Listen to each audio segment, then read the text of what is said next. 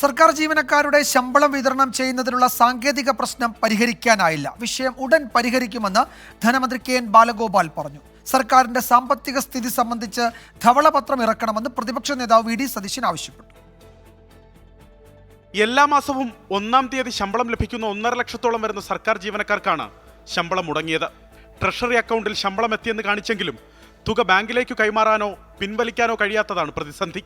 Electronic treasury savings bank അക്കൗണ്ടിൽ പണമിട്ടത് സർക്കാർ രേഖകളിൽ മാത്രം. ട്രഷറി വഴി നേരിട്ട് ശമ്പളം വാങ്ങുന്ന ജീവനക്കാർക്ക് മുടക്കമില്ലാതെ ലഭിക്കുകയും ചെയ്തു. സാങ്കേതിക പ്രശ്നമാണെന്നും ശമ്പളവും പെൻഷനും മുടങ്ങില്ലെന്നും ധനമന്ത്രിയുടെ ഉറപ്പ്. ഈ പെൻഷനും ശമ്പളവും കിട്ടാതെ വരുന്ന അവസ്ഥ ഉണ്ടാവില്ല എന്നുള്ള കാര്യം പറയുകയാണ്. ടെക്നിക്കലായ ചില പ്രശ്നങ്ങൾ കഴിഞ്ഞ ദിവസം വന്നിട്ടുണ്ട്. അപ്പോൾ പെൻഷനും ശമ്പളവും എല്ലാം കൃത്യമായിട്ട് ലഭിക്കും. സാങ്കേതിക പ്രശ്നമെന്ന സർക്കാർ വാദം തള്ളി സെക്രട്ടേറിയറ്റ് ആക്ഷൻ കൗൺസിൽ രംഗത്തെത്തി. സർക്കാർ ജീവനക്കാരന് ETSBയിലേക്കാണ് ശമ്പളം ക്രെഡിറ്റ് ചെയ്യുന്നത്. ശമ്പളം ഞങ്ങൾ നോക്കുമ്പോൾ ആ ശമ്പളം ക്രെഡിറ്റ് ചെയ്തതായിട്ട് കാണുന്നു. അതേസമയം ആ ശമ്പളം മറ്റൊരാൾക്ക് മറ്റൊരു ആവശ്യത്തിന് വിനിയോഗിക്കുവാനോ പണമായി മാറ്റുവാനോ കഴിയാത്തൊരവസ്ഥ. ഇതൊരു വിചിത്രമായ സാഹചര്യമാണ് സർക്കാർ സൃഷ്ടിച്ചിരിക്കുന്നത്.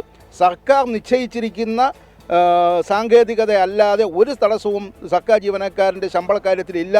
സർക്കാരിൻ്റെതു തെറ്റായ ധനകാര്യ മാനേജ്മെന്റാണെന്ന് പ്രതിപക്ഷ നേതാവ് വി ഡി സതീശൻ കുറ്റപ്പെടുത്തി. സംസ്ഥാന ഗവൺമെന്റ് വളരെ തെറ്റായ രീതിയിലാണ് ധനകാര്യ മാനേജ്മെന്റ് നിർവഹിക്കുന്നത്.